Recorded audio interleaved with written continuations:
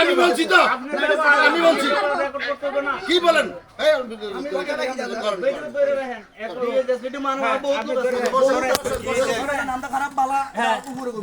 বসেন কথা কবেন রেকর্ড করে রাখবেন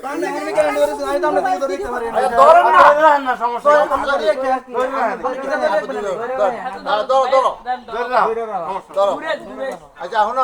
আপনি এই মহিলার গায়ে হাত দিচ্ছেন না না ঘরটা ভাঙছেন না